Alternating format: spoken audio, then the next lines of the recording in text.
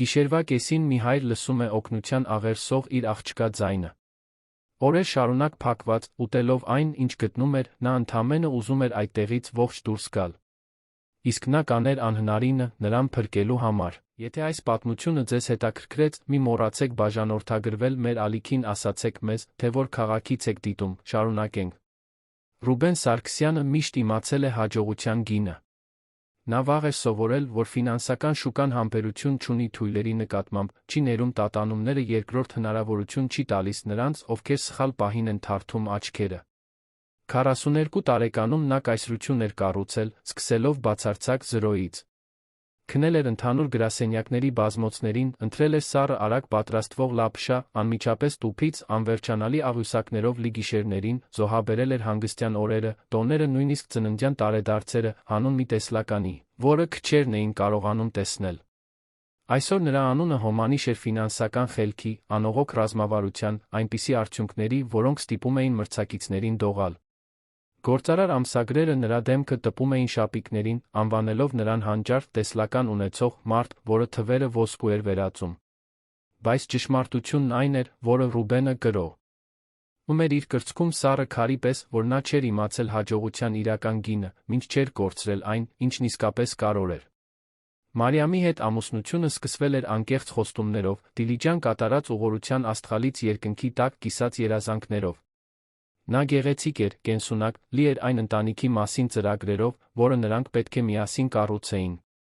Նա, դեռս պայքարելով իր ընկերությունը հիմնելու համար, երդվել էր, որ մի օր կտա նրան իրենց ապագա երեխաներին այն ամենը, ինչին նրանք արժանի են։ Եվ ծնվեց Անահիտը։ Անուշիկ, ինչպես նա էր անվանում։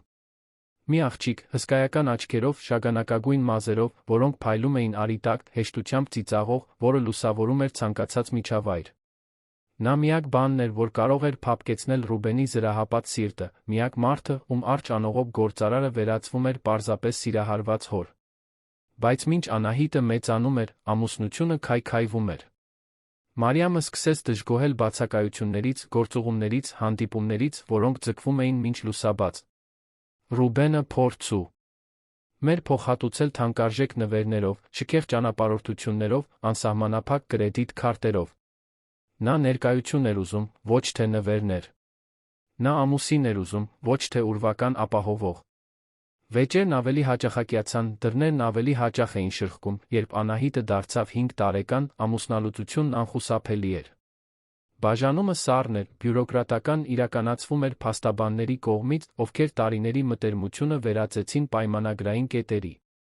Մարիամը ստացավ աղջկա խնամակալությունը։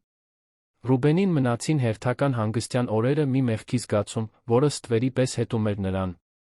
Հաջորդ 2 տարիների ընթացքում Մարիամի մեջ ինչ-որ բան փոխվեց։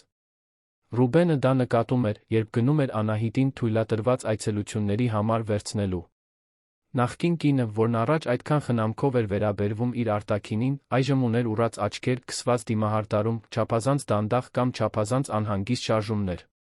Բնակարանը, որն առաջ անթերի էր, ալկոհոլի ծխախոտի հոտ էր գալիս։ Եվ նրա կյանքում նոր տղամարդ կար, Գագ։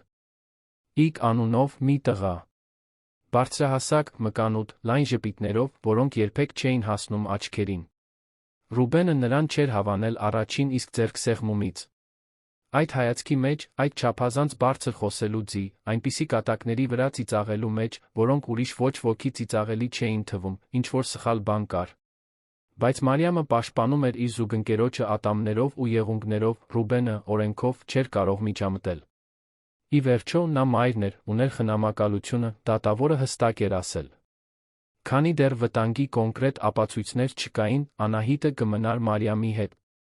Անահիտի այցելությունները սկսեցին ավելի սուր անհանգստացնել Ռուբենին։ Աղջիկը, որն առաջ այդքան շատախոս էր, այժմ պատասխանում էր միավանք բառերով։ Խուսափում էր խոսել տան, մոր, շաբաթվա ընթացքում արածի մասին։ Երբ նա հարցնում էր, արդյոք ամեն ինչ կարգին է, նա պարզապես գլխով էր անում, բայց նրա աչքերը այլ պատմություն էին պատմում։ Ռուբենը փորձեց խոսել Մարիամի հետ, որը պայթեց մեղադրանքներով։ Նա իրավունք չուներ ոչինչ հարցնելու, նա ներկա չէր, նա ոչնչից տեղյակ չէր։ Գագիկը, միշտ այս լարված խոսակցությունների ֆոնին, ծիծաղում էր Ռուբենի անհանգստության վրա, անվանելով նրան բացակա հայրիկ, որը ցանկանում է հերոս խաղալ։ Այնուհետ, հուլիսյան մի երեքշաբթի օր Ռուբենն արեց մի բան, որն այն ժամանակ չափազանցված էր թվում, բայց որը կապացուցվեր որպես միակ պարանը, որը կկանխեր իր դստեր անդունդն ընկնելը։ Այցելություններից մեկի ժամանակ, երբ Անահիտը զբաղված էր այգում խաղալով, նա գնեց կանխավճարային հեռախոս։ Դա պարզ, էժան սարք էր, որի մարտկոցը օրեր էր դիմանում։ Նա հիշողության մեջ գրանցեց միայն մեկ համար՝ Իրենը։ Նա հեռախոսը թաքցրեց Անահիտի ուսապարկի խորքում, փաթաթված բաճկոնի մեջ, երբ աղջիկը հետաքրքրությամբ գտավ այն, նա կռացավ, հասավ նրա աչքերի մակարդակին ասած այնպիսի լրջությամբ, որը նա երբեք չէր տեսել։ Անուշիկ, այս հեռախոսը մեր գաղտնիքն է։ Ոչ ոքի չասես, ոչ մայրիկիդ, ոչ էլ Գագիկին։ Այն միայն մի բանի համար է։ Եթե դու շատ իսկապես հայրիկի կարիքն ունենաս, եթե իրական արտակարգ իրավիճակ լինի, դու սեղմում ես այստեղ զանգում ինձ։ Բայց միայն եթե արտակարգ իրավիճակ է, լավ։ Խոստանում ես։ Անահիտը 7 տարեկանը նոր լրացած գլխով արեց, հեռախոսը դրեց ուսապարկի գաղտնի գրպանը, այլևս երբեք չհիշատակեց այդ թեման։ 3 շաբաթ անց, մի ձմեռային գիշեր, որը Երանը հազվադեպ էր տեսնում, պատմական փոթորիկ հարվածեց քաղաքին։ Ուրբաթ գիշերվա գրեթե կեսգիշերն էր, երբ Ռուբենը գտնվում էր իր արտրային շենքի ամենաբարձր հարկում, Սարգսյան Կապիտալ Ինվեստմենթսում, հյուսիսային պողոտայի սրտում։ Գրասենյակի պատուհանները դողում էին սուր քամուց, ներքում մետրոպոլիան կարծես մարում էր անձրի հոսքերի տակ, որոնք սառը մեխերի պես էին թվում։ Նա խորասուզված էր միաձուլման հաշվետվությունների մեջ, որոնք պետք է որոշեին հաջորդ եռամսյակը, շրջապատված միլիոնավոր դոլարների պայմանագրերով, թվերով, որոնք ապարում էին համակարգիչների էկրաններին։ Արմենը, նրա անվտանգության պետը, արդեն գնացել էր, համոզվելուց հետո, որ շենքը փակված է։ Ռուբենը մենակ էր։ Ինչպես միշտ սիրում էր լինել, երբ պետք էր մտածել առանց ընդհատումների։ Հենց այդ ժամանակ նա լսեց մի զանգ, որը չճանաչեց։ Դա իր 3 կորպորատիվ բջջայիններից ոչ մեկը չէր, ոչ էլ գրասենյակի քաղաքային հեռախոսը։ Դա խուլ ձայն էր, որը գալիս էր այն դարակից, որտեղ նա պահում էր անձնական իրերը։ Ռուբենը խոժոռվեց, բացեց դարակը, գտավ մի հեռախոս, որը գրեթե մոռացել էր, կանխավճարայինը։ Սիրտը սկսեց արագ բաբախել նույնիսկ պատասխանելուց առաջ։ Նա այդ համարը տվել էր Անահիտին հստակ հրահանգով, զանգել միայն արտակարգ իրավիճակում։ Եվ հիմա, գիշերվա 11:40-ին, տարվա ամենասարսափելի փոթորկի ժամանակ, հեռախոսը զանգում էր։ Ռուբենը պատասխանեց դողացող ձեռքերով։ Նա հստակ ալոր չլսեց։ Լսեց քամի։ Սուր, սվսվածող քամի, կարծես բաց տարածությունով էր անցնում։ Լսեց ծանր, անկանոն, ընդհատվող շնչառություն։ Լսեց ատամների կապ-կապյուն։ Եվ հետո, ժամեր թվացող վայրկյաններից հետո, հայտնվեց ձայնը։ Անահիտի փխրուն, գրեթե անլսելի ձայնը։ Հա, հայրիկ։ Ռուբենն այնքան ուժգին վեր կացավ աթոռից, որ այն պտտվեց, հարվածեց սեղանին։ Անուշի։ Անուշիկ, աղջիկս, ինչ է կատարվում։ Որտեղ ես։ Նա փորձեց ձայնը հանգիստ պահել, բայց խուճապն արդեն թթվի պես բարձրանում էր կոկորդով։ Հայրիկ, ես մրսում եմ։ Նրա ձայնն այնքան էր դողում, որքան ատամները։ Շատ սոված եմ, հայրիկ։ Ես շատ սոված եմ։ Ռուբենն այնքան ուժեղ սեղմեց հեռախոսը, որ մատները սպիտակեցին։ Հանգիստ, սիրելիս, հանգիստ։ Որտեղ է մայրիկը։ Ուր է մայրիկը։ Լռություն։ Միայն քամին։ Հետո Անահիտը շշնջաց, յուրաքանչյուր բառը դանակի հարված էր։ Մայրիկը նա ինձ փակել է։ Փակել է սենյակում։ 3 օր է, հայրիկ։ 3 օր։ Հողը կարծես անհետացավ Ռուբենի ոտքերի տակից։ Նա նստեց սեղանի եզրին, ոտքերն ուժասպառ։ Ինչպես թե 3 օր, աղջիկս։ Դու 3 օր է փակված ես։ Պատուհանը կոտրվել է։ Չգիտեմ, երբ։ Քամին ներս է մտնում, հայրիկ, շատ է մտնում, ես մրսում եմ, շատ եմ մրսում։ Նա սկսեց լաց լինել, փորձելով զսպել հեկեկոցները։ Ես ծաղկամանի ջուրն եմ խմել, հայրիկ։ Եվ ես գերա։ Չալոյի գերը։ Չալոն այն շնիկն էր, որին Մարիամը որդեգրել էր ամիսներ առաջ։ Ռուբենը ուժգին փակեց աչքերը։ Իր դուստրը, իր Անուշիկը, շանկեր էր ուտում, որովհետև սոված էր։ Վնաս չկա, սիրելիս, բացարձակապես վնաս չկա։ Կարևորն այն է, որ դու ինձ զանգեցիր։ Հիմա հայրիկը կգա քեզ տանելու, լավ։ Հայրիկն արդեն գալիս է։ Բայց հետո մեկ այլ ձայն լսվեց։ Տղամարդու խորը ձայն, որը հեռվից բղավում էր։ Փակիր բերանդ։ Ես քեզ չասացի, որ հանգիստ մնաս։ Գագիկն էր։ Ռուբենը լսեց ծանր քայլեր, լսեց, թե ինչպես Անահիտը վախից շնչակտուր եղավ։ Անուշիկ, թաքցրու հեռախոսը։ Թաքցրու հիմա։ Նա պետ։ Թե որ հնազանդվեր, քանի որ Գագիկի ձայնն ավելի մոտեցավ, բայց խուլ, կարծես հեռախոսը գրպանում կամ բարձի տակ լիներ։ Ո՞մ հետ էիր խոսում։ Հա։ Պատասխանիր։ Անահիտը լաց էր լինում, ասում էր, որ ոչ ոքի հետ չի խոսում, որ պարզապես ինքն իր հետ էր խոսում։ Ստախոս։ Ստախոս երեխա։ Եվ հետո լսվեց չոր ձայն։ Ապտակ։ Ռուբենը լսեց հարվածը, լսեց դստեր խեղդված ճիչը։ Եվ զանգն ընդհատվեց։ Լռությունը, որը տիրեց գրասենյակում, այն լռությունն էր, որը նախորդում է երկրաշարժերին։ Ռուբենը կանգնած մնաց ուղիղ 3 վայրկյան, հեռախոսը դեռ սեղմած ականջին, այդ հարվածի ձայնը մտքում արձագանքում էր ռումբի պես։ Հետո նրա մեջ ինչ-որ բան պարզապես կոտրվեց։ Նա այլս Սարգսյան կապիտալի գործադիր տնօրենը չէր։ Նա այլս այն գործարարը չէր, որը հաշվարկում էր ռիսկերը, ռացիոնալ որոշումներ կայացնում։ Նա պարզապես մի հայր էր, որը հենց նոր լսեց, թե ինչպես են իր դստերը ծեծում։ Ռուբենը սեղմեց խելացի ժամացույցի կոճակը, ակտիվացնելով ուղիղ զանգը Արմենին։ Արմեն, վերադարձիր այստեղ։ Հիմա։ Արտակարգ իրավիճակ է։ Անահիտը վտանգի մեջ է։ Բեր զրահապատ։ Մեքենան հանդիպիր ինձ ավտոտնակում 5 րոպեից։ Նա վերցրեց ամենահաստ բաճկոնը, որն ուներ գրասենյակի պահարանում, դրեց բրդյա գլխարկ, վազելով իջավ ծառայողական սանդուղքներով, քանի որ համբերություն չուներ վերելակին սպասելու։ Երբ հասավ ավտոտնակ, Արմենն արդեն այնտեղ էր, մեքենան միացրած, շարժիչը գրմռում էր։ Ինչ է պատահել, շեֆ։ Ռուբենը նստեց ուղորի նստատեղին, շնչելով այնպես, կարծես մարաթոն էր վազել։ Անահիտը։ Նրան փակել են։ 3 օր է։ Մարիամի տանը։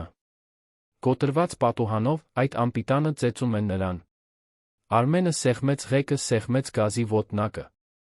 Ուրեմն գնում ենք նրան բերելու։ Անձրն այնքան ուժեղ էր, որ դիմապակու մաքրիչները հազիվ էին հասցնում։ Երանի փողոցները հեղեղված էին, վերածվել էին բուռն գետերի։ Լքված մեքենաները փակում էին ճանապարհները, ընկած ծառերը ստիպում էին շրջանցել, բայց Արմենը վարում էր այնպիսի ճշգրտությամբ, ասես ճանաչում էր այդ քաղաքի յուրաքանչյուր անկյուն։ Ռուբենը նայում էր պատուհանից, ոչինչ չտեսնելով։ Այն ամենը, ինչ նա կարող էր տեսնել, Անահիտի դեմքն էր, նրա հսկայական աչքերը, օգնո։ Ություն խնդրող նրա փոքրիկ ձայնը։ Տունը գտնվում էր Արաբկիրում, բարձր միջին դասի բնակելի համալիրում։ Ռուբենը վճարել էր այդ տան համար, որպես ամուսնալուծության պայմանագրի մաս։ Դա գեղեցիկ տուն էր, այգով, ավտոմատ դարպասով, բարձր ցանկապատով։ Երբ նրանք հասան, դարպասը փակ էր։ Ռուբենը փորձեց դոմոֆոնը։ Ոչ ոք չպատասխանեց։ Նա իջավ մեքենայից, փորձեց ուժով բացել ցանկապատը։ Ոչինչ։ Նայեց Արմենին։ Կոտրիր։ Արմենը տատանվեց ընդամենը մի վայրկյան։ Խնդիրներ կլինեն, շեֆ։ Ինձ չի հետաքրքրում։ Եվ իսկապես չէր հետաքրքրում։ Ռուբենը վերադարձավ մեքենա, Արմենը մի քանի մետր հետ գնաց, արագացավ զրահապատ բամպերը խփեց դարպասին։ Մետաղը ճռնչաց, ծռվեց, երրորդ հարվածից ցանկապատը զիջեց մի շառաչյունով, որն արթնացրեց փողոցի կեսին։ Հարանները միացրին լույսերը, բացեցին պատուհանները։ Ռուբենը նրանցից ոչ մեկին չնայեց։ Նա վազեց դեպի տան գլխավոր դուռը։ Փակ էր։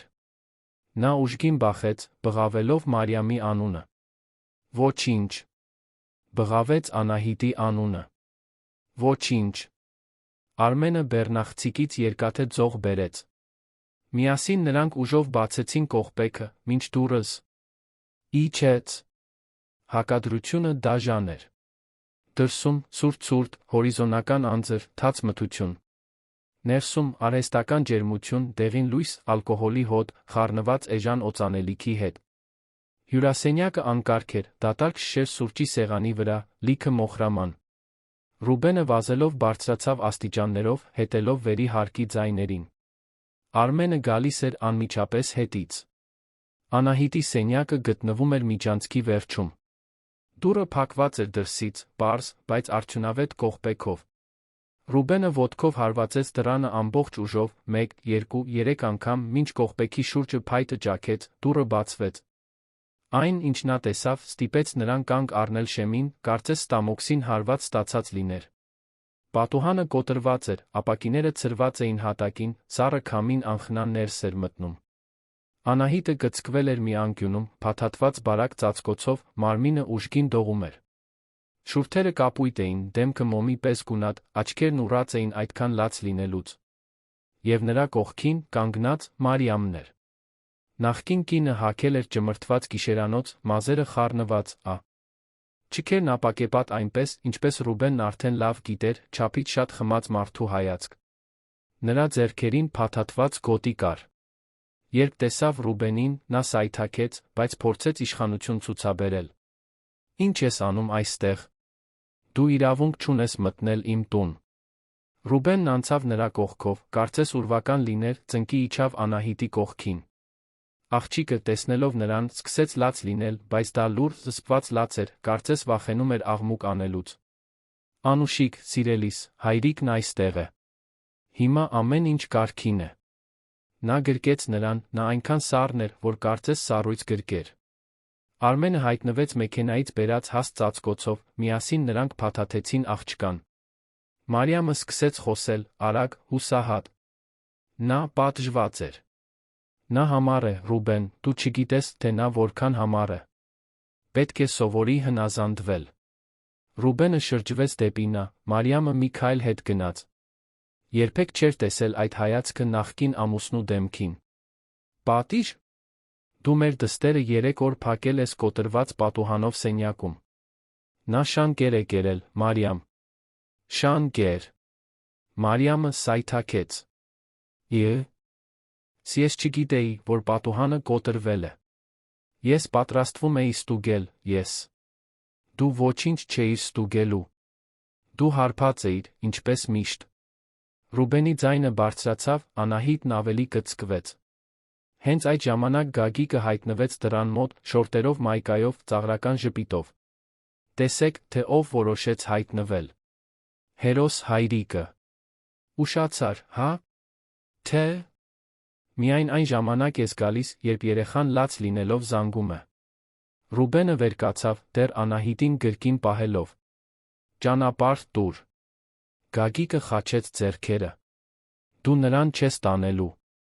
Խնամակալությունը Մարիամինն է։ Փաստաթղթերում գրված է։ Դու չես կարող նրան այստեղից տանել առանց թույլտվության։ Արմենը կանգնեց Ռուբենի կողքին, նրա կեցվածքը հստակ ցույց էր տալիս, որ բանակցություններ չկան։ Օրինականության մասին հետո կքննարկենք։ Հիմա ճանապարհ տուր, թե չէ ես քեզ կհեռացնեմ։ Գագիկը ծիծաղեց, բայց մի կողմ քաշվեց։ Ռուբենն իջավ աստիճաններով, Անահիտին պահելով այնպես, կարծես նա ապակուց լիներ։ Մարիամը գալիս էր հետից, բղավելով, որ կանչելու է ոստիկանություն, որ նա կորցնելու է ամեն ինչ, որ նա առան։ Գում է կատարում։ Ռուբենը չկանգնեց։ Հետ չնայեց։ Անահիտին դրեց մեքենայի հետի նստատեղին, ծածկված բոլոր ծածկոցներով, որոնք Արմենն ուներ։ Արմենը նստեց ղեկին։ Եվ նրանք մեկնեցին, թողնելով հետում տունը, ճիչերը, փոթորիկը, որը շարունակում էր տեղալ, կարծես երկինքը լաց լիներ։ Հիվանդանոցի ճանապարհին Անահիտը սկսեց հազալ։ Դա խորը, խոնավ հազ էր, որը գալիս էր կրծքավանդակից։ Ռուբենը զգաց, որ խուճապը նորից բարձրանում է։ Դիմացիր, Անուշիկ։ Արդեն գրեթե հասանք։ Բայց նա փակեց աչքերը, շնչառությունը դառնում էր ավելի ու ավելի թույլ, ավելի մակերեսային։ Արմենը զանգեց Նայիրի բժշկական կենտրոն, զգուշացնելով, որ իրենք մոտենում են ծանր վիճակում գտնվող երեխայի հետ։ Երբ նրանք կանգ առան շտապօգնության մուտքի մոտ, բուժքույրերն արդեն սպասում էին պատգարակով։ Ռուբենը Անահիտին հանձնեց նրանց ձեռքերին, նրան կուլ տվեց կրկնակի դռներով միջանցքը, որոնք փակվեցին նրա դեմքի առջ։ Մի բուժքույր կանգնեցրեց Ռուբենին, նախքան նա կներխուժեր վիրահատարան։ Պարոն, դուք պետք է այստեղ մնաք։ Մենք կհոգանք նրա մասին։ Ռուբենը մնաց այդ ապակե։ Դրան մյուս կողմում, ձեռքերը հենած սառը ապակուն, պատուհանից դիտելով, թե ինչպես է բժշկական թիմն աշխատում իր դստեր վրա։ Խողովակներ, դիմակներ, թարթող մոնիտորներ, բժիշկներ, որոնք խոսում էին կոդերով, որոնք նա չէր հասկանում։ Ժամանակը կանգ առավ։ Կարող էր 10 րոպե անցած լինել կամ 10 ժամ։ Ռուբենը չէր կարող ասել։ Նա միայն գիտեր, որ եթե Անահիտը այնտեղից ողջ դուրս չգա, ուրիշ ոչինչ կարող չէր։ Ոչ ընկերությունը, ոչ փողը, ոչ հեղինակությունը։ Ոչինչ։ Հավերժություն թվացող ժամանակից հետո մի բժիշկ դուրս եկավ, հանելով միանգամյա օգտագործման ձեռնոցները։ Պարոն Սարգսյան։ Ես բժիշկ Հարությունյանն եմ, հերթապահ մանկաբույժը։ Ձեր դստեր վիճակն այս պահին կայուն է, բայց իրավիճակը լուրջ է։ Նա ունի սուր հիպոթերմիա, ջրազրկում, սուր թերսնուցում, թոքաբորբի նշաններ։ Մենք նրան կպահենք ինտենսիվ հսկողության տակ առաջիկա 48 ժամվա ընթացքում։ Ռուբենը զգաց, որ ոտքերը թուլանում են։ Նա լավ կլինի։ Բժիշկ, խնդրում եմ, ասացեք, որ նա լավ կլինի։ Բժիշկը ձեռքը դրեց նրա ուսին։ Մենք կանենք այն ամենը, ինչ մեր ուժերի սահմանն։ Երում է։ Նա ուժեղ աղջիկ է։ Բայց դուք ճիշտ ժամանակին եք հասել։ Եվս մի քանի ժամ այդ պայմաններում, գուցե շատ ուշ լիներ։ Ռուբենին թույլ տվեցին մտնել սենյակ։ Անահիտը սպիտակ մահճակալի վրա էր, միացված լարերին խողովակներին, բայց շնչում էր, ողջ էր։ Նա մի աթոռ քաշեց, նստեց կողքին, բռնեց նրա սառը փոքրիկ ձեռքը։ Եվ այնտեղ արհեստական լույսերով լուսավորված այդ հիվանդանոցային սենյակում, մինչ դրսում փոթորիկը շարունակում էր մոլեգնել, Ռուբեն Սարգսյանը լուռ խոստում տվեց։ Նա այլևս երբեք թույլ չէր տա, որ որևէ բան, բացարձակապես որևէ բան, վնասի իր դստերը։ Անկախ գնից։ Անկախ նրանից, թե ով կկանգներ ճանապարհին։ Այդ պահից սկսած, նա այլևս պարզապես գործարար չէր։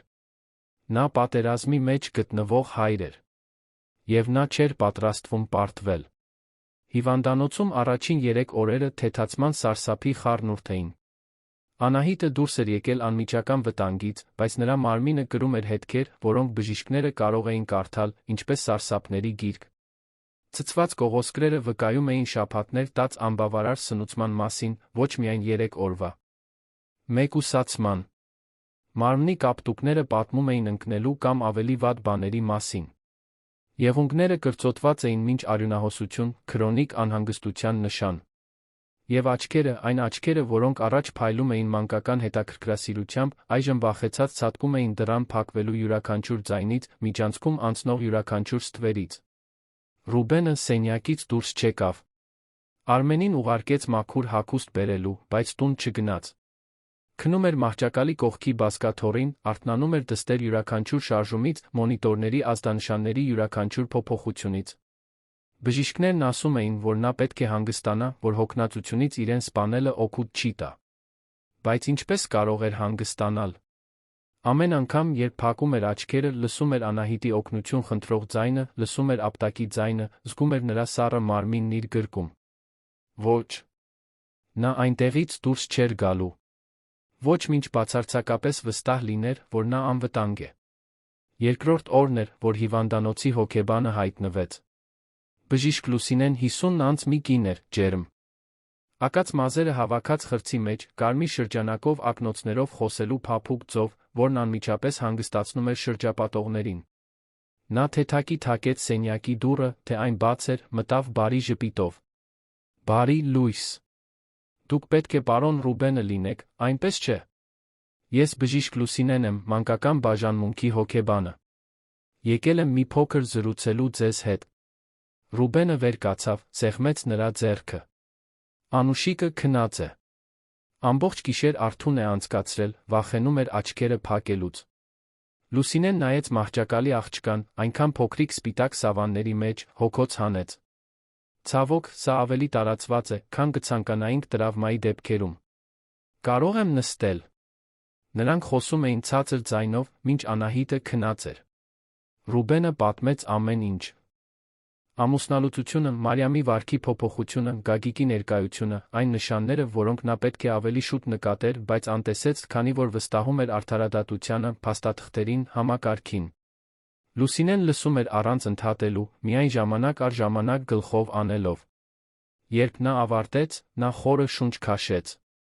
Պարոն Ռուբեն, այն, ինչ Անահիտն ապրել է, ոչ միայն անփութություն էր։ Դա հոգեբանական, ֆիզիկական բռնություն էր։ Երեխային օրերով փակելը, նրան սննդից անվտանգությունից զրկելը, նրան ծայրահեղ ցրտի ենթարկելը, դա խորը վնասներ է պատճառում։ Նրան ուղեկցում է պետք լինելու։ Եվ ձեզ նույնպես։ Ռուբենը խոժոռվեց։ Ինձ։ Բժիշկ, ես այստեղ խնդիրը չեմ։ Գիտեմ։ Բայց դուք հենց նոր եք բացահայտել, որ ձեր դուստրը սարսափներ է ապրել, մինչ դուք կիլոմետրեր հեռու էիք։ Դա մեղքի զգացում, զայրույթ, զգացմունքների խառնուրդ է առաջացնում, որը կարող է խանգարել նրա վերականգնմանը, եթե լավ չկառավարվի։ Ռուբենը պատրաստվում էր պատասխանել, երբ Անահիտը սկսեց շարժվել։ Նա վեր թռավ, խուճապահար շուրջը նայելով, մինչ նրա աչքը հանդիպեցին հորը։ Հայրիկ, դու դեռ այստեղ ես։ Ձայնը խռպոտ էր, հոգնած։ Ռուբենը մոտեցավ մահճակալին, բռնեց նրա ձեռքը։ Իհարկե այստեղ եմ։ Չեմ գնալու, Անուշիկ։ Խոստանում եմ։ Նա կասկածանքով նայեց Լուսինեին։ Հոգեբանը ժպտաց։ Բար, Անահիտ։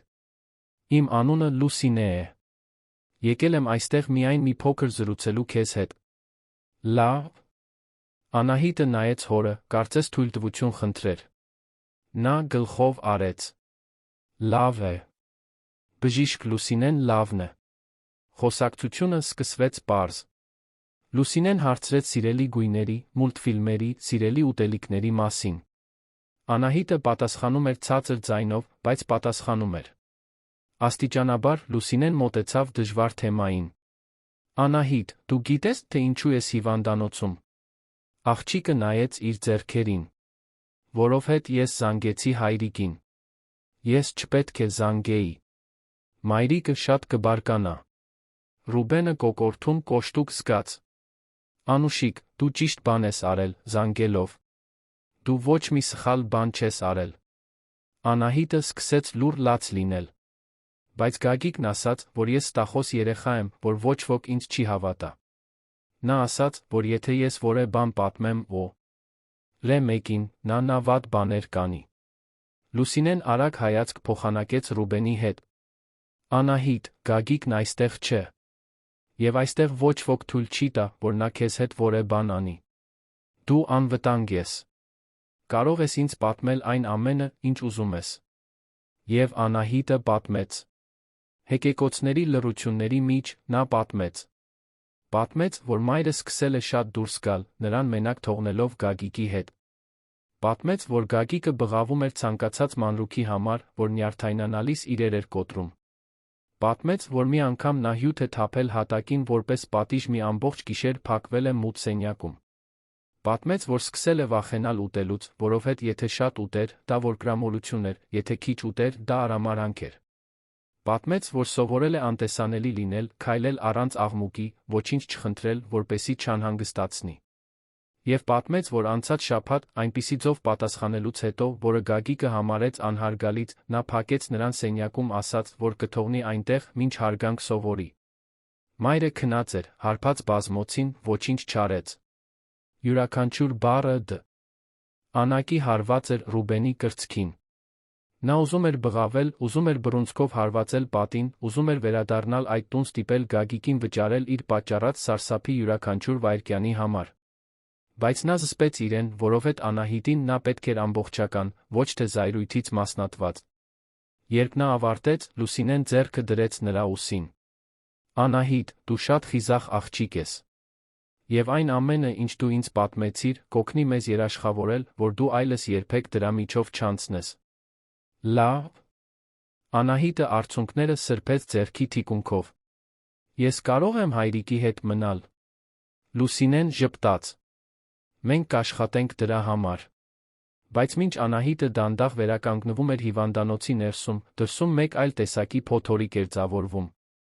Մարիամը Գագիկը ձեռքերը ծալած չնստեցին։ Իրականում նրանք արեցին այն, ինչ անում են հուսահատ անսկզբունք մարդիկ։ Նրանք առաջինը հարձակվեցին։ Փրկությունից հաջորդ օրը նրանք մամուլի ասուլիս հրավիրեցին արաբկիրի ոստիկանության բաժանմունքի դիմաց։ Մարիամը հայտնվեց կարմրած աչքերով, դիտմամբ քսված դիմահարդարումով, որպեսզի թվա, թե լաց է եղել, հագնված պարզ, գրեթե խոնարհ։ Գագիկը կողքին էր, վատ նստող կոստյումով, լուրջ արտահայտությամբ։ Եվ այն պատմությունը, որը նրանք պատմեցին տեսախցիկներին, մանիպուլյացիայի գլուխգործոց էր։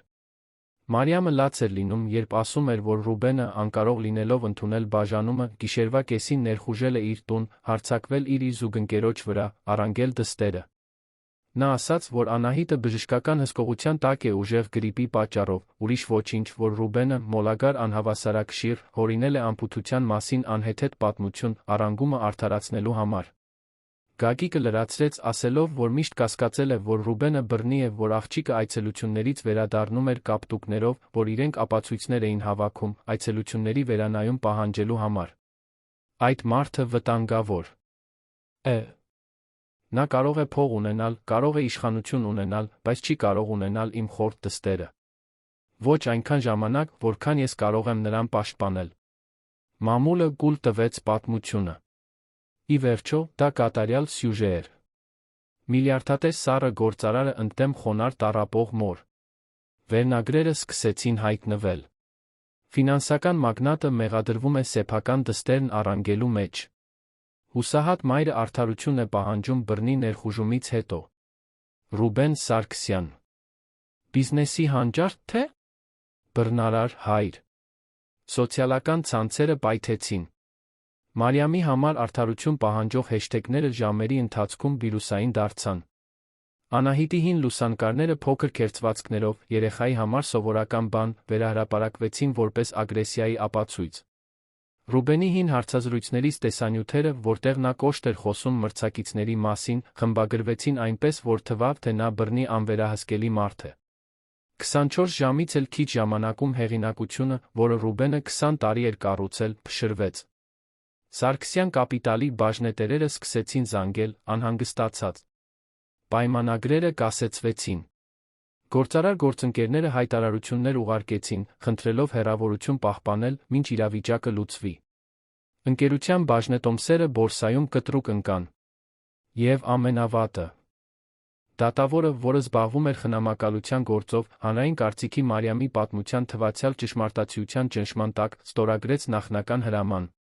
Ռուբենը կհետաքննվեր, Անահիտը պետք է վերադարձվեր մորը 72 ժամվա ընթացքում, եթե նա կոնկրետ ապացույցներ չներկայացներ, որ երեխան իրական վտանգի մեջ է։ Երբ Ռուբենի փաստաբանը, պարոն Գորգ Մելիքյանը, հայտնվեց հիվանդանոցում ծանուցագրով, գործարարը պարզապես նայեց թղթին, ասաց. Ոչ։ Գորգը 60 տարեկան մի մարդ, որը 40 տարվա փաստաբանական գործունեության ընթացքում ամեն ինչ տեսել էր, հոգոց հանեց։ Ռուբեն, ես հասկանում եմ քո զայրույթը, բայց եթե դու չկատարես այս հրամանը, քեզ կձերբակալեն անհնազանդության համար։ Եվ այդ դեպքում ոչ ոքի չես կարողանա պաշտպանել։ Ռուբենը թուղթը շպրտեց սեղանին։ Գորգ, ես իմ դստերը հանել եմ մի սենյակից, որտեղ նա 3 օր առանց սննդի էր, կոտրված պատուհանով, բռնարարի կողմից ծեծի ենթարկվելով։ Եվ հիմա ինձ ասում են, որ պետք է նրան վերադարձնեմ այնտեղ։ Ինչո՞վ։ Որովհետև այդ կինն ու այդ անպիտանը գիտեն, թե ինչպես լաց լինել տեսախցիկի առաջ։ Գորգը նստեց կողքի աթոռին։ Գիտեմ։ Բայց դատարանում զգացմունքը գործ չի շահում։ Ապացույցն է շահում։ Եվ նրանք քեզնից առաջ պատմություն են կառուցել։ Դու ունես 72 ժամ այդ պատմությունը փաստերով, փաստաթղթերով, վկաներով քանդելու համար։ Հակառակ դեպքում, դու կկորցնես խնամակալությունը, գուցե կորցնես ազատությունը, ամենավատը կկորցնես Անահիտին իսկապես պաշտպանելու ցանկացած հնարավորություն։ Ռուբենը խորը շունչ քաշեց, փորձելով զսպել իր ներսում եռացող կատաղությունը։ Ուրեմն ասա ինձ, թե ինչ պետք է անեմ։ Գորգը բացեց իր բերած թղթապանակը։ Նախ, մեզ պետք են ամբողջական բժշկական հետազոտություններ։ Յուրաքանչյուր վնասվածք, յուրաքանչյուր անպութության նշան, ամեն ինչ փաստաթղթավորված ստորագրված հիվանդանոցի բժիշկների կողմից։ Երկրորդ, մեզ պետք են վկաներ։ Մեկը, ով տեսել է, թե ինչ է կատարվում այդ տանը։ Երրորդ, ֆիզիկական ապացույցներ։ Սենյակը, որտեղ նրան փակել են, կոտրված պատուհանը, այն ամենը, ինչը կարող է հաստատել քո վարկածը։ Եվ վերջապես, մեզ պետք է մի բան, որը նրանք չեն սպասում։ Մի հաղթաթուղթ, որը կշրջի խաղը։ Հենց այդ ժամանակ Արմենը մտավ սենյակ։ Նրա ձեռքին ֆլեշ կրիչ կար մի արտահայտություն, որը Ռուբենը լավ գիտեր։ Դա ոսկի գտած մարդու արտահայտությունն էր։ Շեֆ, դուք պետք է սա տեսնեք։ Նա ֆլեշ կրիչը միացրեց նոութբուքին, որը Գորգը բերել էր, բացեց տեսանյութի ֆայլ։ Պատկերը դողում էր, ձայնագրված բջջայինով, բայց բավականաչափ պարզ։ Դա արաբկիրի տան անվտանգության տեսագրությունն էր, արտաքին տեսախցիկներից, որոնք Ռուբենը տեղադրել էր տարիներ առաջ, որոնք, ըստ ելույթին, Մարիամը երբեք չէր անջատել։ Պատկերները ցույց էին տալիս վերջին շաբաթները։ Ցույց էին տալիս Մարիամին, որը դուրս էր գալիս լուսադեմին, հարբած սայթաքելով, Գագիկի կողմից տուն տարվելով։ Ցույց էին տալիս Գագիկին, որը բղավում էր Անահիտի վրա այգում, աղջիկը գծկված, փորձում էր պաշտպանվել։ Ցույց էին տալիս այն պահը, երբ նրա սենյակի պատուհանը կոտրվեց մի քարից, որը Գագիկը նետեց վեճի ժամանակ, ոչ ոք չվերանորոգեց։ Ռուբենը լուր դիտեց ամեն ինչ։ Երբ տեսանյութն ավարտվեց, նա նայեց Արմենին։ Ինչպես ես սա ձեռք բերել։ Արմենը թեթակի ժպտաց։ Ես եմ տեղադրել այս տեսախցիկները, հիշում եք։ Ես հեռակա մուտք ունեմ։ Մտա համակարգ, ներբեռնեցի ամեն ինչ։ Օրինական է։ Գուցե ոչ։ Լիովին։ Բայց ճշմարտությունն է։ Այո։ Գորգը շտկեց ակնոցները։ Սա կարող է վիճարկվել դատարանում, բայց սա սկիզբ է։ Մեզ ավելին է պետք։ Եվ հենց այդ ժամանակ Ռուբենը հիշեց։ Տիկին Սոնա։ Գորգը խոժոռվեց։ Օ. Սոնա Մարտինյան։ Նա Անահիտի դայակն է եղել 4 տարի, Անուշիկի ծնվելուց մինչ ամուսնալուծությունից քիչ անց։ Մարիամը նրան ազատեց, ասաց, որ այլս օգնության կարիք չունի։ Բայց տիկին Սոնան պաշտում էր Անահիտին։ Եթե որե մեկը որե բան գիտի, դա նա է։ Արմենն արդեն հեռախոսով ինչ-որ բան էր մուտքագրում։ Գտա նրա հասցեն։ Հյուսիսային թաղամաս, Նոր Նորք։ Ուզում եք, ես գնամ այնտեղ։ Ռուբենը գլուխը թափահարեց։ Ես էլ հետդ կգամ։ Բայց հիվանդանոցից դուրս գալուց առաջ նա մտավ Անահիտի սենյակ։ Աղջիկն արթուն էր, դիտում էր մուլտֆիլմեր պլանշետով, որը մի բարի բուժքույր էր տվել։ Երբ տեսավ հորը, նա ժպտաց։ Դա փոքր, փխրուն ժպիտ էր, բայց ժպիտ էր։ Հայրիկ, ուր ես գնում։ Ռուբենը նստեց մահճակալի եզրին։ Մի քանի գործեր լուծելու, Անուշիկ։ Բայց ես կվերադառնամ։ Խոստանում եմ, որ կվերադառնամ։ Նա բռնեց նրա ձեռքը։ Դու ինձ թույլ չես տա մայրիկի հետ գնալ, չէ՞։ Խնդրում եմ, հայրիկ։ Ձայնը ցածր էր, սարսափած։ Ռուբենը համբուրեց նրա ճակատը։ Ես կանեմ այն ամենը, ինչ իմ ուժերի սահմաններում է, քեզ պաշտպանելու համար։ Ամեն ինչ։ Վստահում ես ինձ։ Անահիտը գլխով արեց։ Վստահում եմ։ Տիկին Սոնայի տունը պարզ էր, նեղ երկհարկանի տուն Նոր Նորքի հանգիստ փողոցում։ Ռուբենը զանգը տվեց, դուռը բացեց ցածրահասակ, 60 անց մի կին, ամբողջովին սպիտակ մազերը հավաքած խրձի մեջ, գոգնոցը կապած մեջքին։ Երբ նա տեսավ Ռուբենին, աչքերը լայն բացվեցին։ Պարոն Ռուբեն։ Աստված իմ, դուք լա եք։ Ռուբենը հասկացավ, որ պետք է սարսափելի տեսք ունենար։ Չսափրված մորուք, հոգնածությունից փոս ընկած աչքեր, ճմրթված հագուստ։ Տիկին Սոնա, ես պետք է ձեզ հետ խոսեմ։ Խոսքը Անահիտի մասին է։ Տիկնոջ դեմքը փակվեց։ Անահիտի։ Ինչ է պատահել իմ աղջկան։ Կարող եմ ներս մտնել։ Նստած փոքր, բայց հարմարավետ հյուրասենյակում, Ռուբենը պատմեց ամեն ինչ։ Յուրաքանչյուր բացահայտման հետ տիկին Սոնան ձեռքերը դեմքին էր տանում, սարսափի բացականչություններ արձակում։ Երբ նա ավարտեց, նա բացահայտ լաց էր լինում։ Ես գիտեի։ Ես գիտեի, որ ինչ-որ բան այն չէ։ Երբ տիկին Մարիամն ինձ ազատեց, ես մի քանի անգամ փորձեցի զանգել Անուշիկից տեղեկանալու, բայց ոչ ոք չէր պատասխանում։ Մի անգամ ես անցա տան մոտով, միայն թե տեսնեմ, կարող եմ աղջկան դարպասից տեսնել, այդ մարդը Գագիկը ինձ տեսավ վրաս եկավ բղավելով, ասելով, որ եթե նորից հայտնվեմ, ինձ կբողոքի հետապնդման համար։ Ռուբենը առաջ թեքվեց. Տիկին Սոնա, դուք որևէ բան տեսել եք, երբ դեռ այնտեղ էիք աշխատում։ Ցանկացած բան, որը կարող է օգնել։ Տիկինը տատանվեց, ձեռքերը ոլորելով ծնկներին։ Հետո վեր կացավ գնաց սենյակի անկյունում գտնվող հին կոմոդի մոտ։ Դարակից նա հանեց լուսանկարի շրջանակ։ Դա Անահիտի մանկության լուսանկարն էր, որտեղ նա ծիծաղում էր տիկին Սոնայի գրկում։ Բայց երբ նա շրջանակը շրջեց, Ռուբենը տեսավ, որ այնտեղ ինչ-որ բան էր կպցված։ Փոքր հիշողության քարտ, այնպիսին, ինչպիսին լուսանկարչական ապարատներինն է, կպցված սկոթչով։ Վերջին ամիսներին, երբ ես այնտեղ էի աշխատում, տիկին Մարիամն արդեն փոխված էր։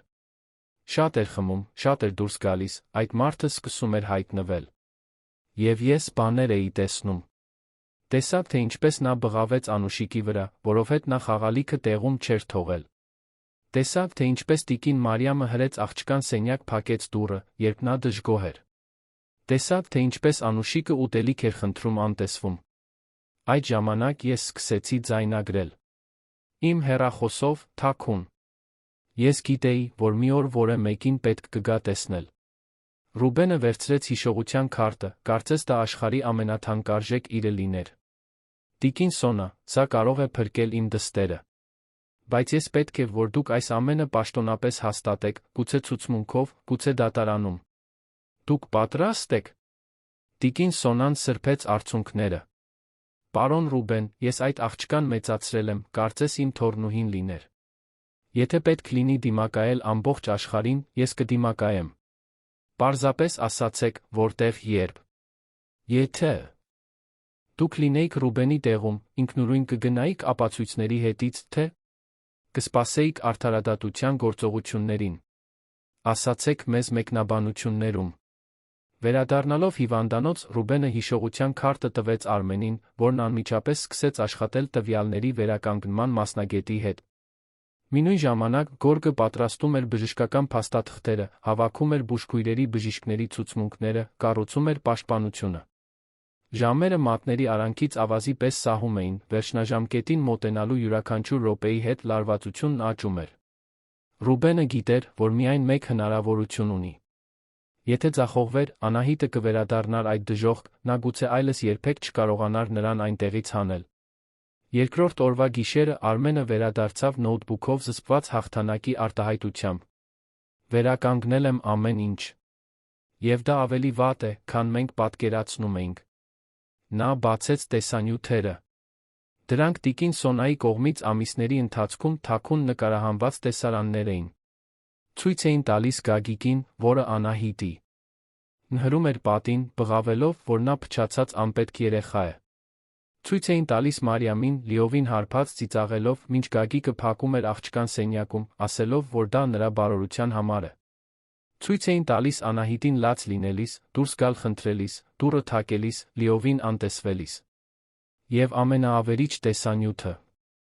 ցույց էր տալիս Գագիկին, որը խոստովանում էր Մարիամին, որ սիրում է կոտրել աղջկա ոգին, որ զվարճալի է տեսնել նրան վախեցած, որ եթե նա թույլ հնազանդ մեծանա, ավելի հեշտ կլինի կառավարել։ Ռուբենը դիտեց ամեն ինչ սեղմված բռունցքներով, եղունգները խրված ափերի մեջ։ Գորգը կողքին, գլուխը թափահարում էր։ Սա ոսկի է։ Սրանով մենք ոչ միայն երաշխավորում ենք խնամակալությունը, այլ այս երկուսին բանտում կտեսնենք։ Բայց Ռուբենը գիտեր, որ դա այդքան պարզ չէ։ Մարիամն ու Գագիկը իրենց կողմն ունեին հանրային կարծիքը, նրանք համոզիչ պատմություն էին կառուցել։ Ապացույցները փակ դատարանում ներկայացնելը բավարար չէր լինի։ Աշխարհը պետք է տեսներ։ Աշխարհը պետք է իմանար, թե ինչպիսի հրեշներ են թաքնվում տեսախցիկների համար արված ժպիտների հետում։ Եվ այդպես ծնվեց ամենառիսկային, ամենահամարձակ, գուցե ամենաանհրաժեշտ ծրագիրը, որը Ռուբենը երբեք ստիպված է եղել իրականացնել։ Մի ծրագիր, որը կներառեր ոչ միայն արդարադատություն, այլ ճշմարտության լիակատար բացահայտում այնպիսի ձով, որ ոչ ոք չկարողանար անտեսել։ Ռուբենը նայեց Արմենին։ Դե ու ճանաչում ես մեկին, ով լավ է հասկանում ուղիղ հեռարձակումից, չէ՞։ Մեկին, ով կարող է կարգավորել մի համակարգ, որտեղ ես կարող եմ տեսանյութեր ձայնագրություններ ցուցադրել իրական ժամանակում շատ մարդկանց։ Արմենը ժպտաց։ Ճանաչում եմ։ Բայց մենք այստեղ խոսում ենք մեծ բանի մասին, շեֆ։ Մի բան, որը խաղը վերջնականապես կշրջի։ Պատրաստ եք հետանքներին։ Ռուբենը նայեց հիվանդանոցի պատուհանից, դրսում լուսավորված քաղաքին, աշխարհին, որը դատում էր չիմանալով փաստերը։ Ես այլս կորցնելու ոչինչ չունեմ, Արմեն։ Իմ հեղինակությունն արդեն ոչնչացված է։ Իմ ընկերությունը խորտակվում է։ Միակ բանը, որ ինձ մնացել է, իմ դուստրն է։ Եվ ես կպայքարեմ նրա համար մինչ վերջին վայրկյանը, անկախ նրանից, թե ինչ պետք է անեմ։ Արմենը գլխով արեց։ Ուրեմն եկեք շրջենք այս խաղը։ Վերջնաժամկետը սպառվում էր։ Մնացել էր ընդամենը 18 ժամ մինչ դատական հրամանի ժամկետի լրանալը, որը Ռուբենին կստիպեր Անահիտին վերադարձնել Մարիամին։ Բայց մինչ ժամացույցը նրա դեմ էր աշխատում, Ռուբենը ձեռքերը ծալած չէր նստել։ Նա մի քայլ էր նախապատրաստում, որ կփոխեր ամեն ինչ։ Արմենը կանչել էր մի ծանոթի Վահագն անունով հեռարձակման տեխնոլոգիաների մասնագետի, որն արդեն աշխատել էր խոշոր ուղիղ միջոցառումների հետ, գիտեր, թե ինչպես շրջանցել արգելափակումները երաշխավորել, որ հեռարձակումը հասնի միլիոնավոր մարդկանց, առանց ընդհատվելու։ Վահագնը հայտնվեց գրասենյակում, որը Ռուբենը վերածել էր գործողությունների կենտրոնի հենց հիվանդանոցի ներսում, բերելով սարքավորումներ, որոնք կարծես լրտեսական ֆիլմից լինեին։ Ուրեմն, թույլ տվեք տեսնեմ, արդյոք ճիշտ եմ հասկացել, ասաց Վահագնը, շտկելով հաստ շրջանակով ակնոցները, մինչ բացում էր իր նոութբուքը։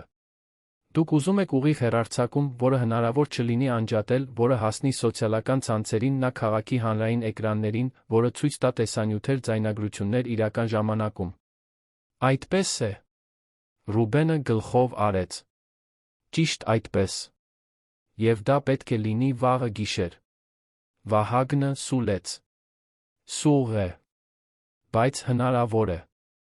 Ինձ պետք կլինի մուտք որոշ քաղաքային գովազդային համակարգեր, ինչը տեխնիկապես ներխուժում է, բայց կարծում եմ, որ Իսկ պահին դուք շատ չեք անհանգստանում տեխնիկական մանրամասների համար։ Ռուբենը առանց հումորի ժպտաց։ Անհանգստանում եմ տեխնիկական մանրամասների համար։ Վահագն, ես իմ նախկին կնոջ տան դարպասը կոտրել եմ զրահապատ մեքենայով։ Տեխնիկական մանրամասներն այժմ իմ ամենափոքր խնդիրն են։ Մինչ Վահագնն աշխատում էր տեխնիկական մասի վրա, Գորգը զբաղվում էր իրավական մասով։ Նա հրատապ միջնորդություն էր ներկայացրել, խնդրելով կասեցնել երեխայի վերադարձի հրամանը, վկայակոչելով նոր փաստեր, նոր ապացույցներ։ Դատավորը բոլոր կողմերից ճնշման տակ համաձայնեց անցկացնել արտահերթ դատական նիստ, որը տեղի կունենար 48 ժամից։ Դա բավարար ժամանակ էր։ Ռուբենը պարզապես պետք է երաշխավորեր, որ երբ հասնի այդ դատական դահլիճ, դրանք լինեն ոչ միայն խոսքեր խոսքերի դեմ, այլ անհերքելի ճշմարտություն, բոլորի համար տեսանելի։ Բայց դատարանից առաջ մեկ այլ բեմ կար։ Մի բեմ, որը Ռուբենը կկառուցեր անձամբ։ Գագիկը կապ էր հաստատել։ Գաղտնի համարից նա ձայնային հաղորդագրություն էր ուղարկել Ռուբենի հեռախոսին, ամբարտավանությունը կաթում էր յուրաքանչ։ Յուր բառից։ Դե ինչ, հայրիկ։ Կարծում ես, կհաղթես սա։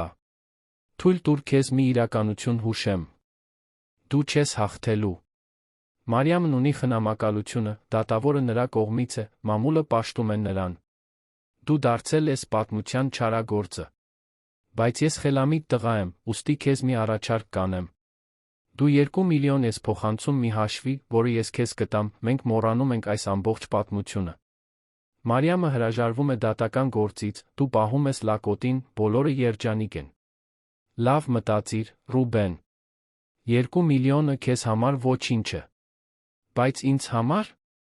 Դա բավարար է այստեղից հեռու նոր կյանք սկսելու համար։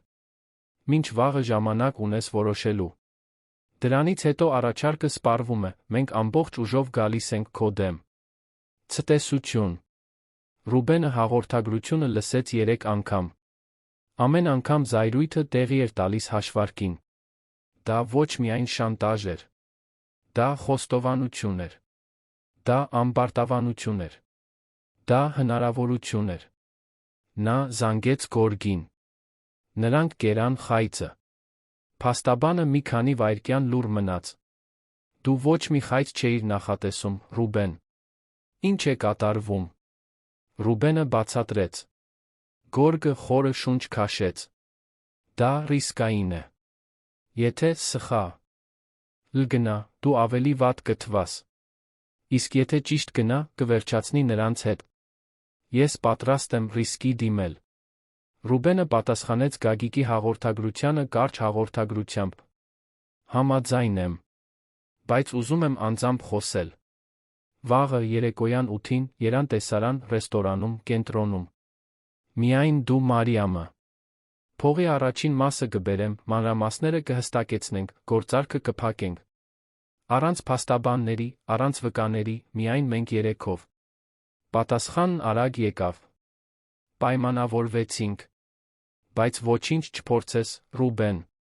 Եթե ոստիկանությամբ կամ ձայնագրիչով հայտնվես, պայմանավորվածությունը չեղյալ է համարվում, մենք քեզ կթաղենք։ Ռուբենը ժպտաց։ Մի անհանգստացիր։ Ես էլ շատ բան ունեմ կորցնելու։ Բայց իհարկե դա սուտ էր։ Ռուբենը ամեն ինչ ուներ շահելու։ Երան տեսարան ռեստորանը շքեղ հաստատություն էր, որտեղ հաճախում էր երանյան էլիտան, լուսավորված քաղաքի համայնապատկերային տեսարանով։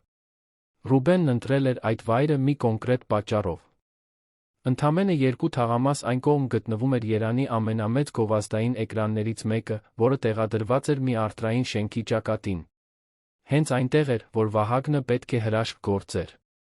Հանդիպումից 1 օր առաջ Վահագնն ու Արմենը բարձրացան շենք, սարքավորումները թաքցրած առաքման լուսապարկերում, մուտք գործեցին էկրանի կառավարման համակարգ անվտանգության միջանցքով, որը Վահագնը գիտեր, տեղադրեցին հաղորդիչ, որը թույլ կտար ճիշտ պահին գովազդները փոխարինել ուղիղ հեռարձակմամբ։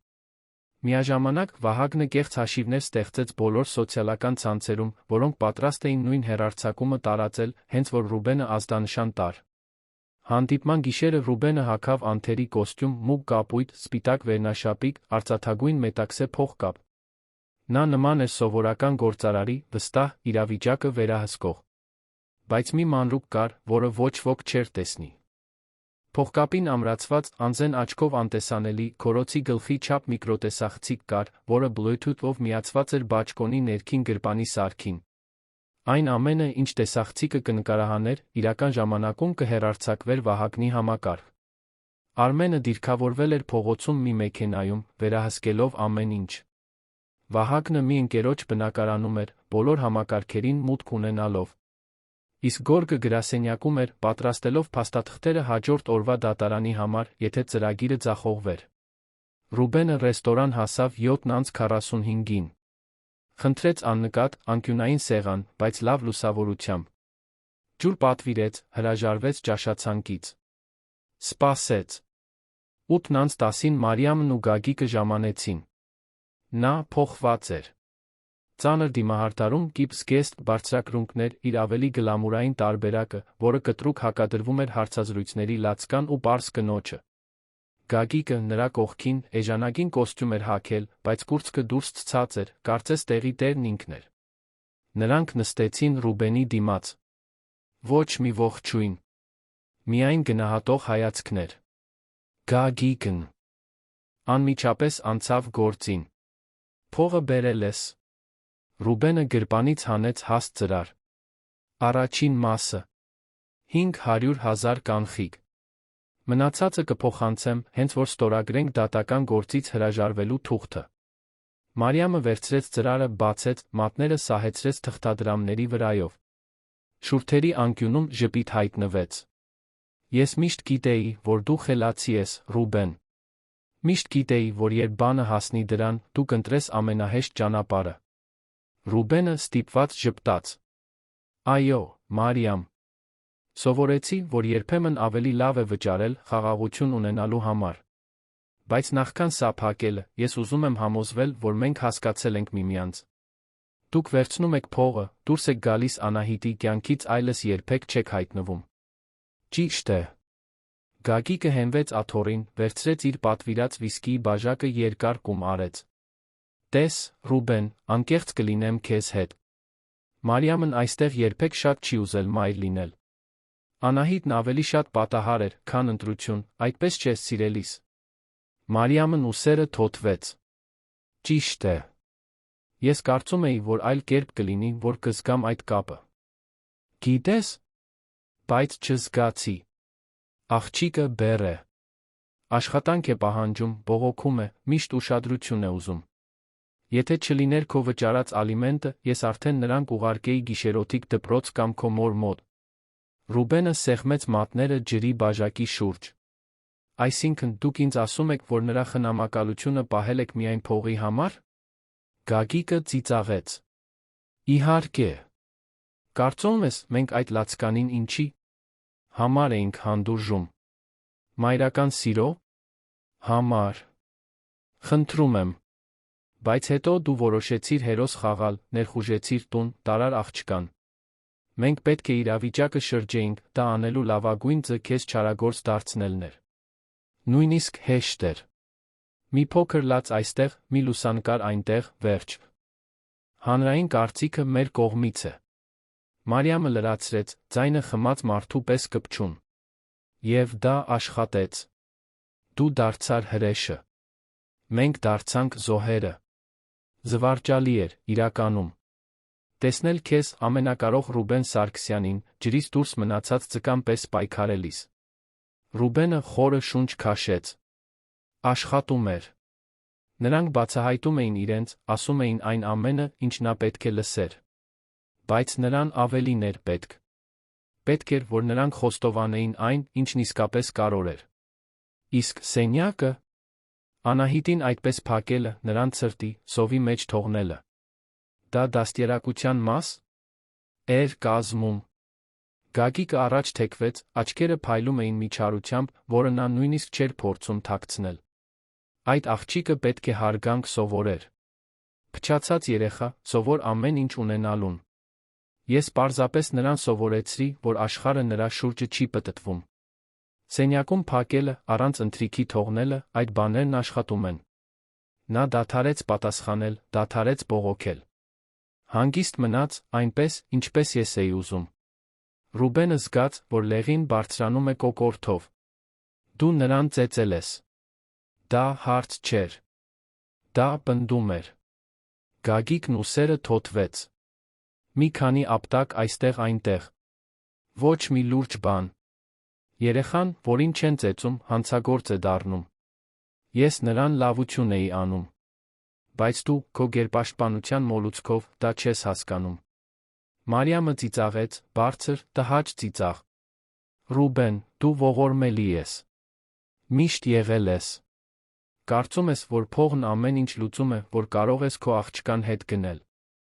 Բայց ճշմարտությունն այն է, որ դու երբեք այնտեղ չես եղել։ Ես եմ եղել։ Եվ եթե ես ընտրել եմ թողնել, որ Գագիկը նրան իր ձով դաստիարակի, դա իմ խնդիրն է, ոչ թե քոնը։ Դա բավական էր։ Ռուբենը զգուշորեն դիպավ փողկապի կողքին թաքնված փոքրիկ կոճակին, ակտիվացնելով հեռարձակումը։ Մեքենայում Արմենը տեսավ, թե ինչպես պլանշետի էկրանը միացավ։ Բնակարանում Վահագնը տեսավ, որ ազդանշանը հասավ։ Վայրկյանների ընթացքում այդ սեղանի պատկերն ու ձայնը Երան տեսարան ռեստորանում ուղիղ հեռարձակվում էին։ Հսկայական էկրանը, որը վայրկյաններ առաջ մեքենայի գովազդ էր ցույց տալիս, թարթեց, փոխվեց, հանկարծ ցուցադրեց ռեստորանի տեսարանը։ Փողոցում անցորդները կանգ առան։ Վեր նայելով։ Այս ինչ սատանայություն է։ Հարցրեց ինչ-որ մեկը։ Մյուսները հանեցին հեռախոսները, սկսեցին նկարահանել։ Սոցիալական ցանցերում Վահագնի պատրաստած հաշիվները սկսեցին տարածել հեռարձակման հղումը։ Ուղիղ եթեր։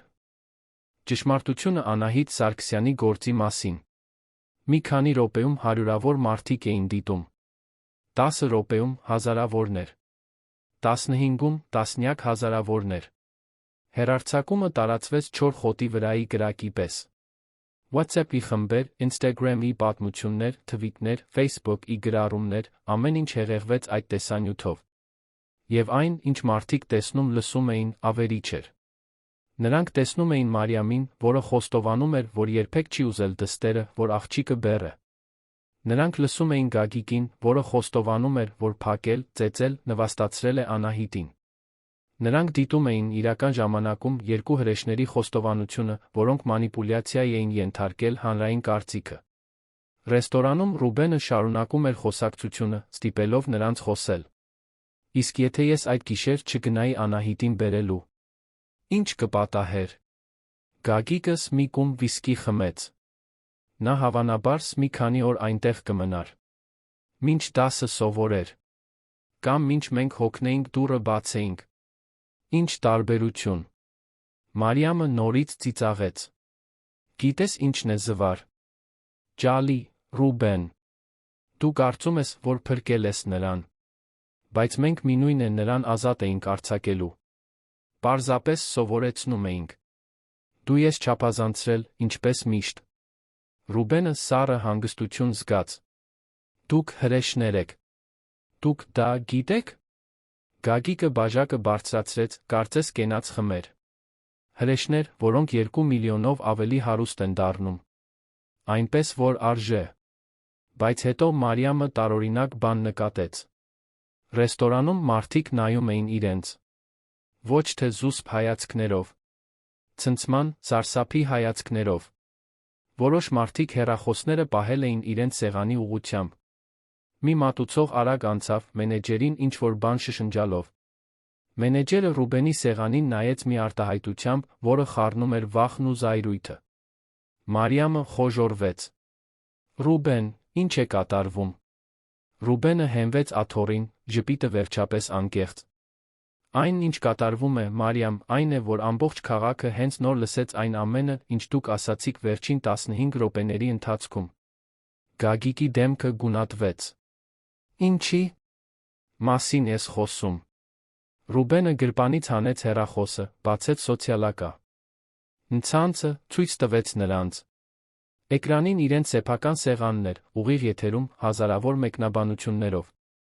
Ձերբակալեք այս հրեշներին։ Ինչպես կարելի է դա անել երեխայի հետ։ Ինչ զզվելի զույգ։ Մարիամը խլեց հեռախոսը, աչքերը լայն բացված խուճապից։ Դու ձայնագրում էիր։ Ձայնագրում հեռարձակում։ Ուղիղ եթերում։ Բոլորի համար։ Եվ տեսեք, նույնիսկ մի մեծ էկրան կա հենց այնտեղ, պողոտայի վրա, որը ցույց է տալիս, թե ինչպես եք դուք ամեն ինչ խոստովանում։ Ռուբենը մատնացույց արեց պատուհանը։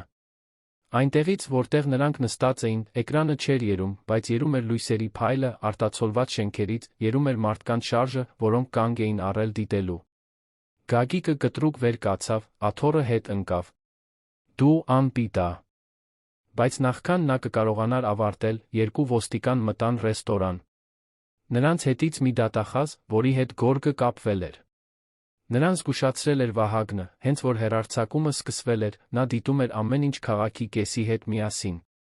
Գագիկ Հենրիկի Կոստա Մարիամ Սարգսյան, դուք ձերբակալված եք կազմակերպված խմբի ստեղծման, շորթման, մանկական դաժան վերաբերմունքի կեղծ տեղեկություններ տրամադրելու համար։ Դատախազը կարդաց նրանց իրավունքները, մինչ ոստիկանները ձեռնաշխտաներ էին հագցնում։ Մարիամը լաց էր լինում, բայց դրանք այլս հարցազրույցների հաշվարկված արդյունքները չէին։ Դրանք իրական խուճապի արդյունքներ էին։ Ռուբեն, հանուն Աստծո, անջատիր սա։ Անջատիր։ Ռուբենը պարզապես դիտում էր։ Չեմ կարող անջատել, Մարիամ։ Ես չեմ, որ հեռարձակում եմ։ Հազարավոր մարդիկ են, որոնք կիսվում են։ Ճշմարտությունը վերջապես դուրս եկավ։ Եվ այն հետ դնելու հնարավորություն չկա։ Նրանց տարան ռեստորանի մյուս հաճախորդների հեռախոսների լուսարձակների տակ։ Ռուբենը մենակ մնաց սեղանի մոտ, կեղծ փողով ծրարը դեռ այնտեղ։ Դա կեղծ փող էր, իհարկե։ Նա երբեք մտադիր չէր որևէ բան վճարել։ Դա պարզապես խայծ էր, նրանց խոսեցնելու համար։ Եվ դա աշխատեց ավելի լավ, քան նա կարող էր երազել։ Նա դուրս եկավ ռեստորանից, գտավ Արմենին, որը սպասում էր մեքենայում։ Շեֆ, համացանցը պայթեց։ Բոլորը կիսվում են։ Ձեր դեմ հեշթեգները անհետացել են։ Հիմա ամեն ինչ նրանց մասին է։ Դուք հասաք ձեր ուզածին։ Ռուբենը պարզապես գլխով արեց։ Դեռ ոչ։ Սա միայն սկիզբն էր։ Վաղը դատարանն է։ Արտահերթ դատական նիստը տեղի ունեցավ հաջորդ օրը, լրագրողներով, փաստաբաններով, սոցիալական աշխատողներով, հետաքրքրասերներով լի դատական դահլիճում։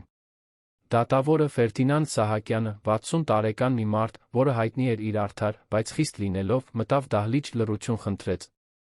Գորգը ներկայացնում էր Ռուբենին։ Մարիամն ու Գագիկը հանրային պաշտպաններ ունեին, քանի որ ոչ մի մասնավոր փաստաբան չէր ուզել զբաղվել գործով հանրային բացահայտումից հետո։ Դահլիճը լարված էր, օդը լի էր սպասումով։ Դատավորը սկսեց. Մենք այստեղ ենք որոշելու անչափահաս Անահիտ Սարգսյանի խնամակալության հարցը։ Բայց նախքան խնամակալու թյան հարցին անցնելը մենք պետք է զբաղվենք առաջացած քրեական մեղադրանքներով։ Պարոն Մելիքյան, դուք ունեք այն ապացույցները, որոնց մասին խոսել եք միջնորդության մեջ։ Գորգը վեր կացավ, ֆլեշ կրիչը միացրեց դահլիճի պրոյեկցիոն համակարգին։ Առաջին բանը, որ նա ցույց տվեց, Անահիտի ամբողջական բժշկական եզրակացությունն էր։ Հիպոթերմիա, թերսնուցում, կապտուկներ, սուր հոգեբանական տրավմայի նշաններ։ Հետո նա վերարտադրեց տիկին Սոնայի ձայնագրած տեսանյութերից հատվածներ, որոնք ցույց էին տալիս դաժան վերաբերմունքը։ Այնուհետ նա միացրեց Անահիտի օգնություն խնդրող զանգի ձայնագրությունը։ Եվ վերջում նա ցույց տվեց նախորդ գիշերվա ուղիղ հեռարձակումից հատվածներ, որտեղ Մարիամն ու Գագիկը ամեն ինչ խոստովանում էին։ Յուրաքանչյուր ապացույցի հետ դահլիճում լռությունն ավելի էր ծանրանում։ Որոշ մարդիկ լաց էին լինում։ Մյուսները պարզապես գլուխները թափահարում էին անհավատալիությամբ։ Երբ Գորգն ավարտեց, դատավորը խորը զզվանքի արտահայտությամբ նայեց Մարիամին Գագիկին։ Ձեզնից որը մեկը ինքնապաշտպանության համար ասելիք ունի։ Մարիամի փաստաբանը փորձեց պնդել, որ նա ալկոհոլի ազդեցության տակ է եղել, որ նրան մանիպուլյացիայի է ենթարկել Գագիկը, որ նա երկրորդ հնարավորության է արժանի։ Գագիկի փաստաբանը փորձեց պնդել, որ նա պարզապես դաստիարակում էր երեխային, որ մեթոդները կասկածելի էին, բայց ոչ քրեական։ Դատավորը լուր լսեց, հետո մուրճով հարվածեց. Ես ավականաչափ տեսա լսեցի։ Մարիամ Սարգսյան, դուք զրկվում եք Անահիտի նկատմամբ ծնողական իրավունքներից։ Լիարժեք վերջնական խնամակալությունը տրվում է Ռուբեն Սարգսյանին։ Բացի այդ, դուք պարոն Գագիկ Կոստան քրեական պատասխանատվության կենթարկվեք անչափահասի դեմ կատարված բոլոր հանցագործությունների համար։ Ձեզ արգելվում է երեխային մոտենալ 500 մետրից պակաս հեռավորության վրա։ Նիստը փակված է։ Ռուբենը թեթացումից զգաց, որ ոտքերը թուլանում են։ Նա հաղթել էր։ Անահիտը փրկված էր։ Դատարանից դուրս լրագրողները հարցազրույցներ էին ուզում, հայտարարություններ։ Ռուբենը պարզապես ասաց. Ես միայն ուզում եմ իմ դստերը տուն տանել։ Եվ հենց դա էլ նա արեց։ Նիստից 3 օր անց Ռուբենը ստորագրեց փաստաթղթերը, որոնք պաշտոնապես հաստատում էին նրա հրաժարականը Սարգսյան Կապիտալ Ինվեստմենթսի գործադիր տնօրենի պաշտոնից։ Նորությունը իրարանցում առաջացրեց ֆինանսական շուկայում վերնագրեր, որոնք կասկածի տակ էին դնում, թե արդյոք գործարարը հուզականորեն ցնցված է, թե արդյոք նա սխալ է գործում։ Բայց Ռուբենին դա չէր հետաքրքրում։ 20 տարվա մեջ առաջին անգամ նա որոշում էր կայացնում, որը ոչ մի կապ չուներ շահույթների, բաժնետոմսերի կամ աճի հետ։ Դա կապված էր նրա հետ, ինչն իսկապես կարևոր էր։ Իր դստեր։ Նա Արմենին նշանակեց անցումային տնօրեն, հստակ հրահանգներ թողեց թիմին, վաճառեց իր բաժնետոմսերի մեծ մասը պարզապես հեռացավ։ Հետ չնայեց։ Անահիտը դուրս գրվեց հիվանդանոցից դատավարությունից 1 շաբաթ անց։ Նա դեռ փխրուն էր ֆիզիկապես հուզականորեն, բայց բժիշկներն ասացին, որ խնամքով, սիրով ժամանակով նա լիովին կվերականգնվի։ Բժիշկ Լուսինեն Ռուբենին կոնկրետ հրահանգներ տվեց։ Կայուն միջավայր, կանխատեսելի առօրյա, կանոնավոր թերապիա, ամենից առաջ համբերություն։ Անահիտը հետընթացներ կունենա, բացատրեց նա։ Կունենա վատ գիշերներ, մղձավանջներ, անհիմն վախի պահեր։ Դա նորմալ է այն տրավմայից հետո, որ նա ապրել է։ Մի փորձեք արագացնել բուժումը։ Պարզապես ներկա եղեք։ Ռուբենը խոստացավ, որ կլինի։ Բայց նա գիտեր, որ չի կարող դա միայնակ անել։ Եվ այդ պատճառով, այն օրը, երբ Անահիտին հիվանդանոցից տարավ, նա նախ կանգ առավ նոր նորքի տանը։ Տիկին Սոնան բացեց դուռը, տեսնելով Անահիտին այնտեղ, աչքերը լցվեցին արցունքներով։ Աղջիկը, տեսնելով իր նախկին դայակին, վազեց նետվեց նրա գիրկը։ Սոնա, տատիկ։ Ես այնքան կարոտել էի։ Տիկին Սոնան գրկեց աղջկան, կարծես նա աշխարհի ամենաթանկարժեք բանը լիներ, շոյելով նրա մազերը, մխիթարության խոսքեր շշնջալով։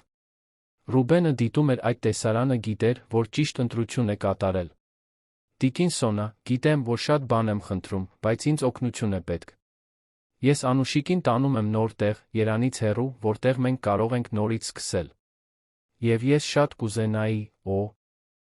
դուք մեզ հետ գայիք։ Ոչ որպես աշխատող, որպես ընտանիք։ Տիկին Սոնան զարմացած նայեց նրան։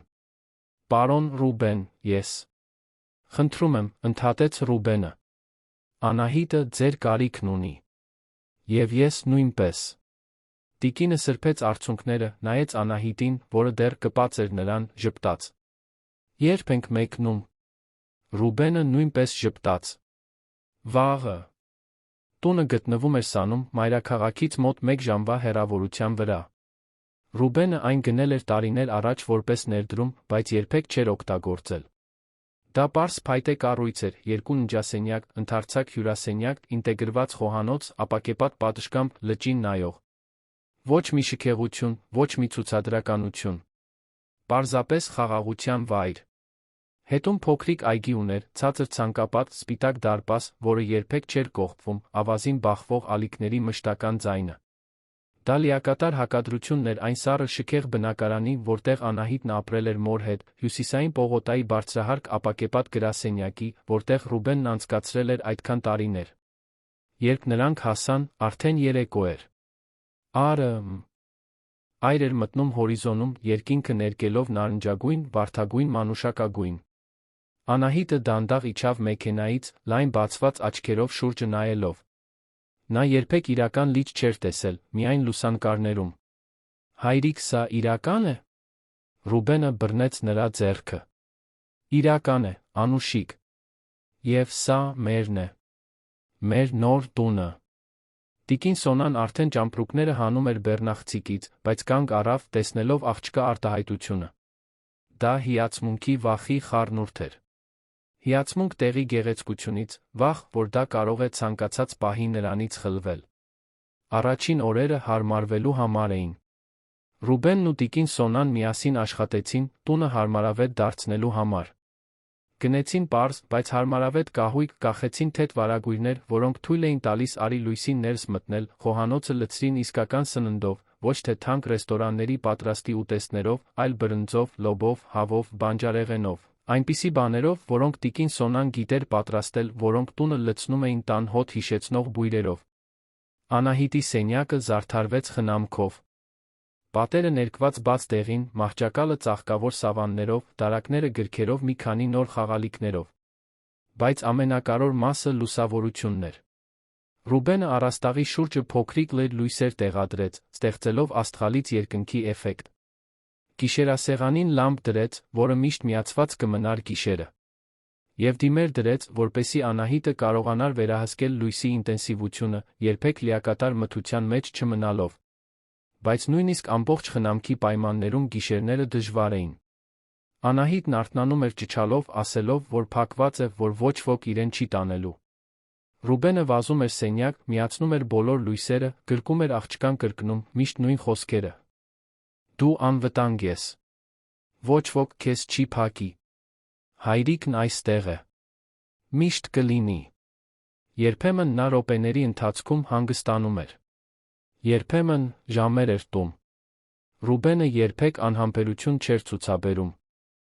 Երբեք հոգնածությունից հոգոց չէր հանում։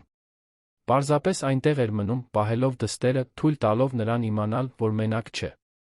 Տիկին Սոնան այս գործընթացում հիմնարար դեր խաղաց։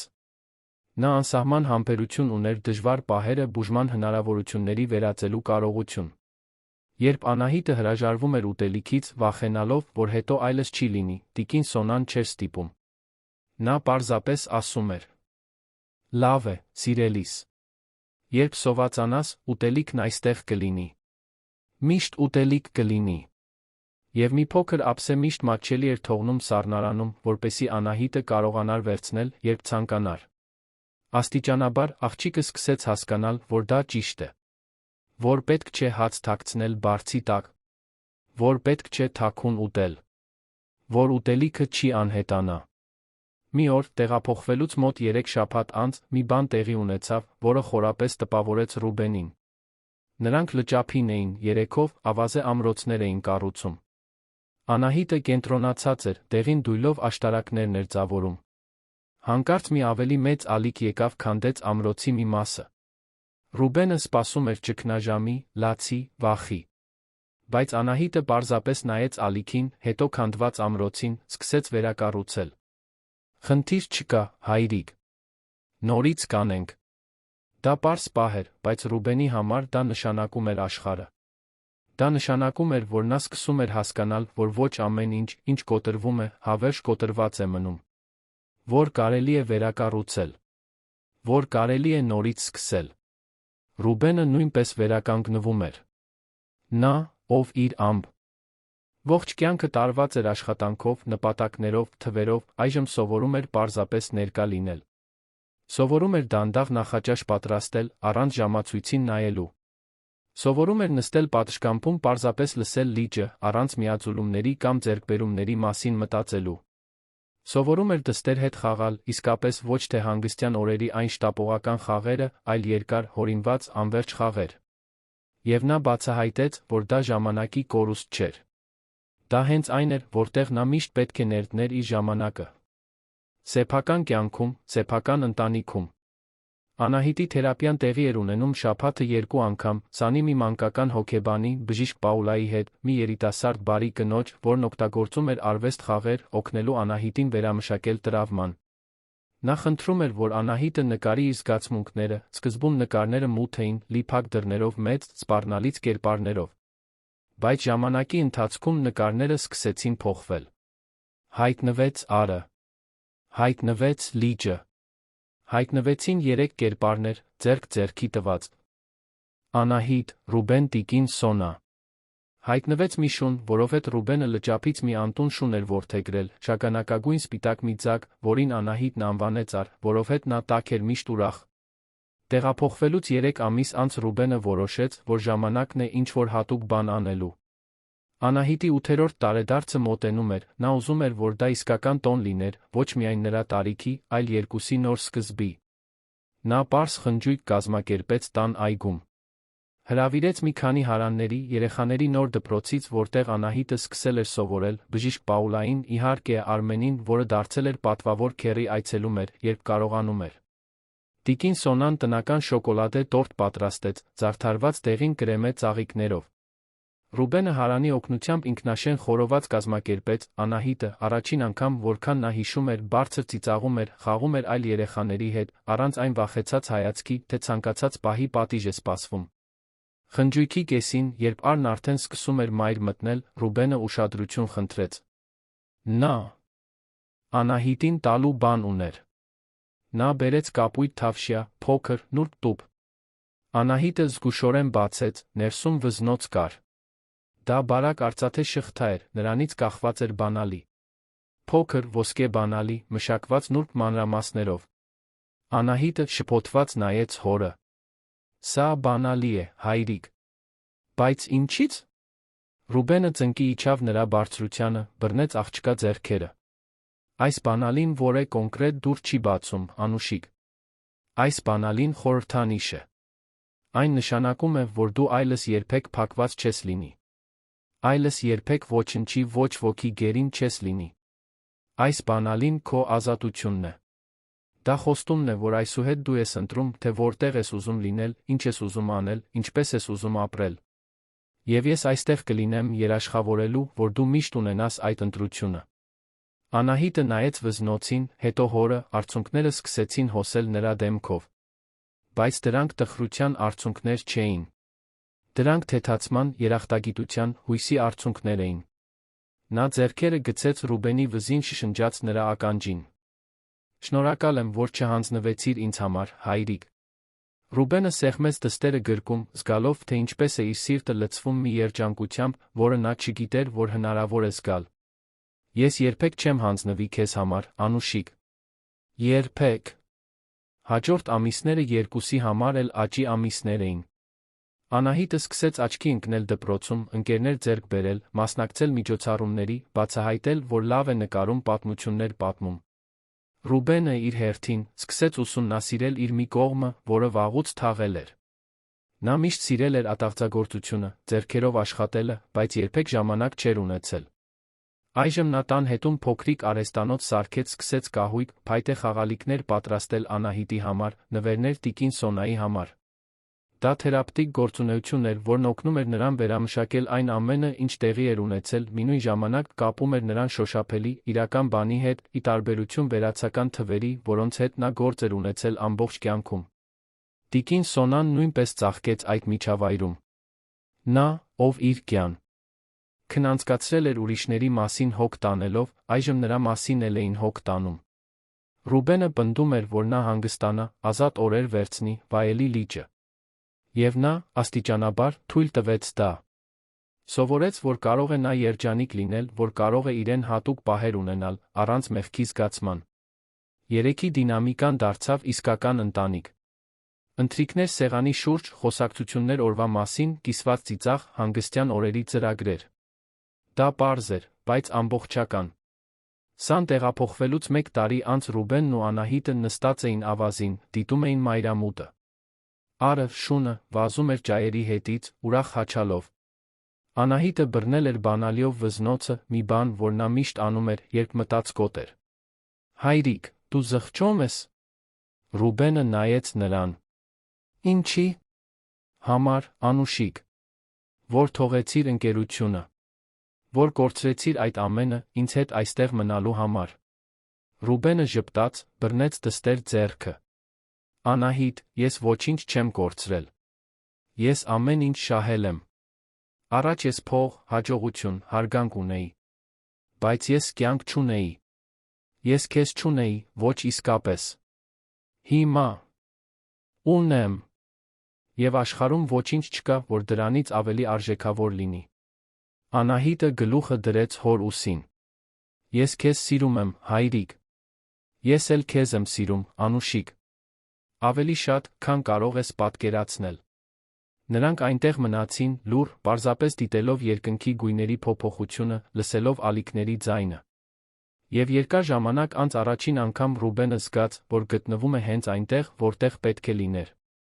Ոչ թե երկնաքերի գագաթին, ոչ թե ժողովների սենյակներում, ոչ թե միլիոնավոր դոլարների գործարքներ կնքելիս։ Այլ այնտեղ, ավազի վրա, դստեր կողքին, կառուցելով մի կյանք, որն արժեր ապրել։ Անցյալի ուրվականները դեռ երբեմն հայտնվում էին։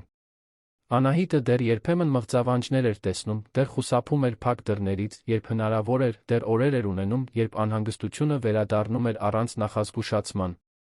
Բայց հիմա նա գործիքներ ուներ դրա հետ գործ ունենալու համար։ Նա ուներ ներկա հայր, սրտանց տատիկ, որն անպայմանորեն սիրում էր նրան, թերապևտ, որն օգնում էր նրան վերամշակել, ամենից առաջ նա ուներ տուն, որն իսկապես անվտանգ է։ Մի վայր, որտեղ լույսերը երբեք լիովին չէին մարում, որտեղ դռները երբեք դրսից չէին կողպվում, որտեղ սերը պայմանական կամ սպառնալից չէր։ Ինչ վերաբերում է Մարիամին Գագիկին, նրանք կրեցին իրենց արարքների հետանքները։ Մարիամը դատապարտվեց անփութության դաժան վերաբերմունքի համար, բացի այդ, վերջնականապես կորցրեց Անահիտի նկատմամբ ցանկացած իրավունք։ Գագիկը ավելի ծանր դատավճիռ ստացավ ագրեսիայի շորթման համար։ Ռուբենը դրանից հաճույք չզգաց։ Բավարարված վրեժխնդրություն չզգաց։ Պարզապես զգաց, որ արդարադատությունը, թեկուզ ուշացած, հաստատվել է։ Եվ ավելի կարևոր զգաց, որ Անահիտը պաշտպանված է, որ այդ մարդիկ այլևս երբեք չեն կարող նրան վնասել։ Արմենն այցելում էր ամեն ամիս, բերելով նորություններ ընկերությունից, որը վերականգնվում էր նոր ղեկավարության ներքո։ Նա միշտ պնդում էր, որ Ռուբենը վերադառնա, որ գոնե խորհրդատվական դեր ստանձնի։ Բայց Ռուբենը միշտ ժպիտով մերժում էր։ Իմ կյանքի այդ գլուխն ավարտվել է, Արմեն։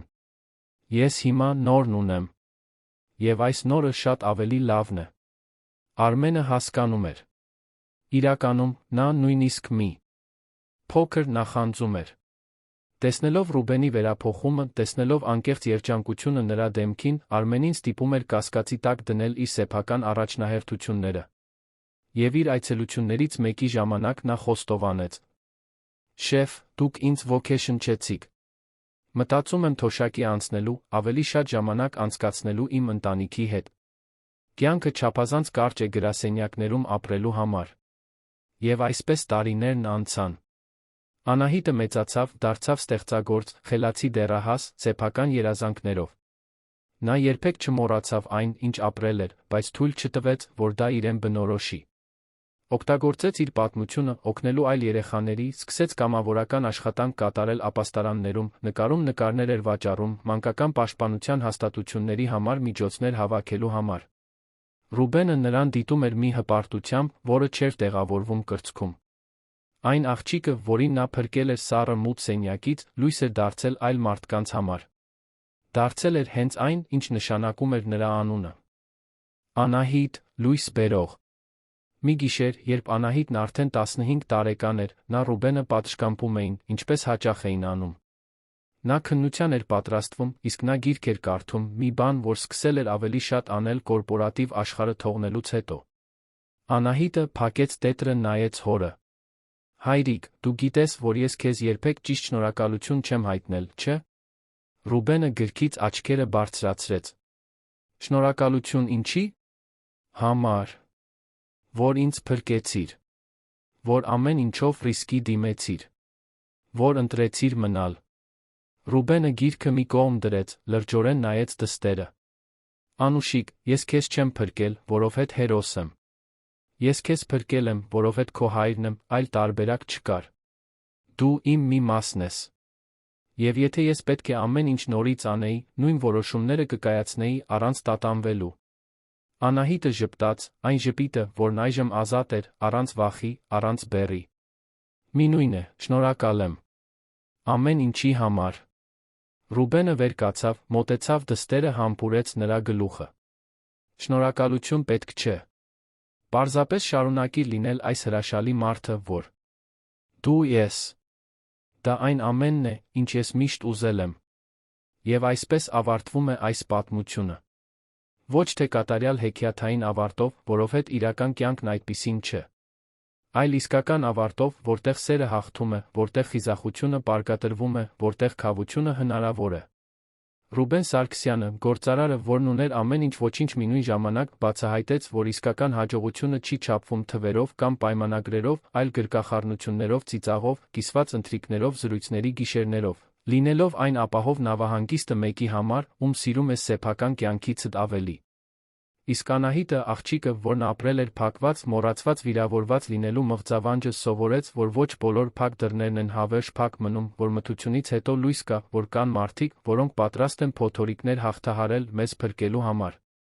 Նա մինչ այսօր կրում է այն ոսկե բանալին իր վզին։ Ոչ թե որովհետև դռներ բացելու համար դրա կարիքն ունի, այլ որովհետև այն նրան ամեն օր հիշեցնում է, որ ինքն ազատ է։ Ազատ է լինելու այն, ինչ ցանկանում է։